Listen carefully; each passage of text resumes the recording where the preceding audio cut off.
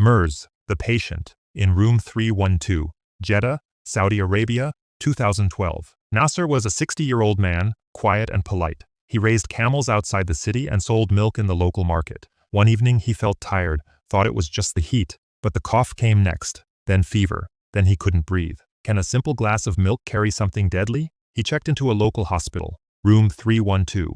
The nurses thought it was pneumonia, until 3 of them also got sick. The doctors were confused. Standard treatments weren't working.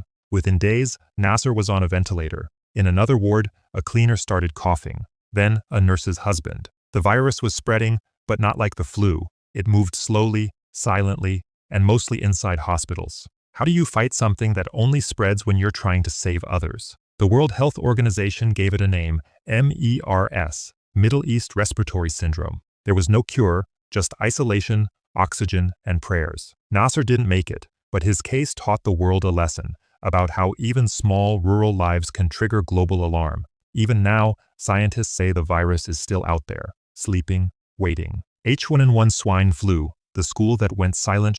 Chicago, April 2009. 12-year-old Emma had a math test that day. She wasn't feeling great, just a little tired, maybe a low fever, but she didn't want to miss class. By lunchtime, 3 more students were coughing. By the next morning, 7 were out sick. When does just a flu stop being just a flu? The school sent a notice home. Emma's mom thought it was overreaction. It's probably seasonal flu, she said, but the news was spreading faster than the virus. A school in Texas closed, then one in New York, then Mexico shut down completely. Doctors confirmed it, H1N1, a swine flu strain, new, fast, and unpredictable. Emma's condition worsened, high fever, breathing problems. She was rushed to the hospital. Doctors did what they could, fluids, oxygen, antivirals. She survived, but many didn't. Can a virus that starts in a pig barn shut down an entire planet's schools? By the end of 2009, the H1N1 virus had reached over 200 countries. It infected an estimated 1.4 billion people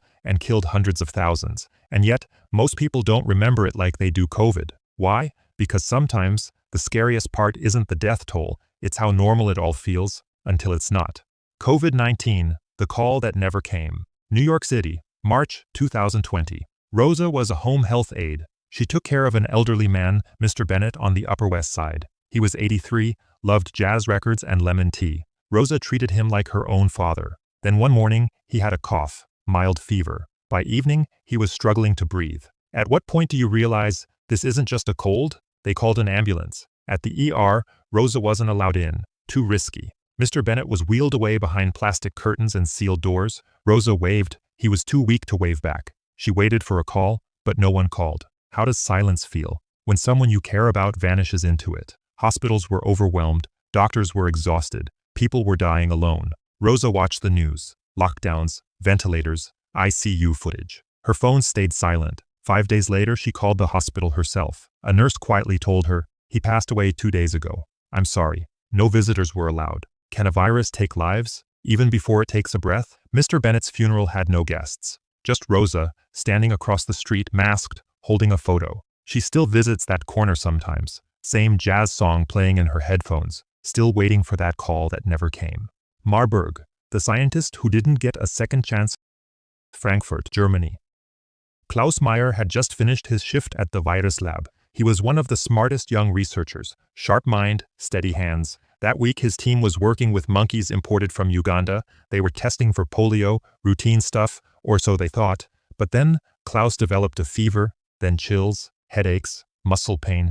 Within 2 days, he was vomiting blood. What if the danger you've been studying is already inside you? His coworkers thought it might be stress, or maybe food poisoning, until another researcher got sick, then a lab technician, then a nurse. Klaus lay in a hospital bed bleeding from his eyes. His body was shutting down.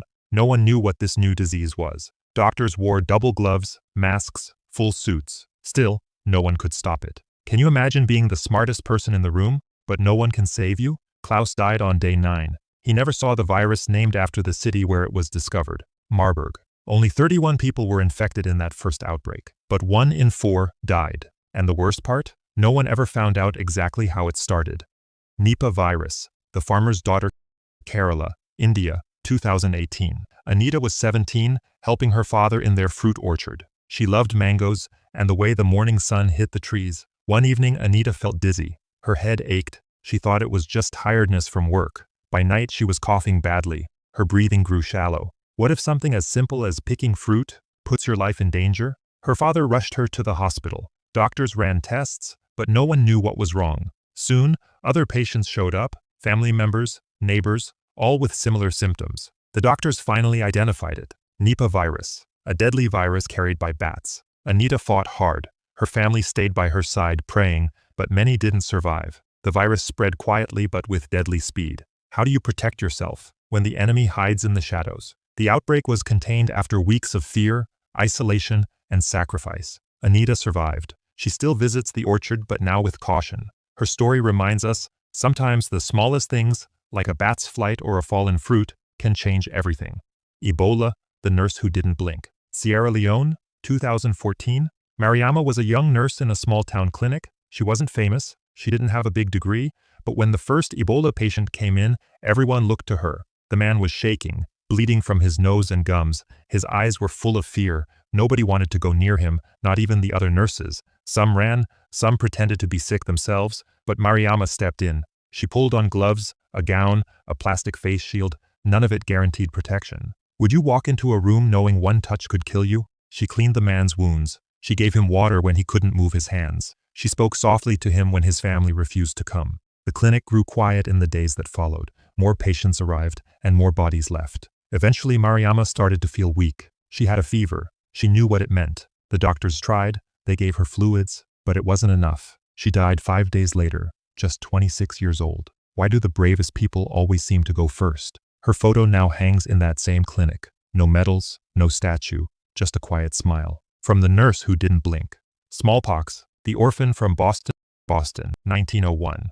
8-year-old Daniel was a quiet boy. He lived with his parents in a small apartment above his father's bakery. Life was simple: bread in the morning, stories at night. Then one day, Daniel's mother noticed a few red spots on his neck. She thought it was nothing, just a rash. But by the next morning, his entire body was covered in blisters. Painful, burning, leaking. The doctor looked terrified. He whispered the word, smallpox. How does a single word change a family's life forever? Daniel was rushed to a quarantine center. His parents weren't allowed in. They could only wave at him through a small glass window. Inside, he saw people of all ages, men, women, even babies, crying, coughing, and covered in the same horrible blisters. Every morning, fewer beds were filled. Some just vanished overnight. One nurse, Mrs. Kelly, stayed with Daniel every day. She sang songs when he cried. She told him, "You're strong, stronger than this virus." After 3 long weeks, Daniel survived. But his parents hadn't. They had caught the virus too, and never came back. Can surviving still feel like losing everything? Years later, Daniel grew up and worked in public health. He helped vaccinate thousands against smallpox. He never forgot the nurse or the glass window. Like what you saw? Drop a comment, hit like, and subscribe to Zubo Pain Explainer for more mind-bending stories.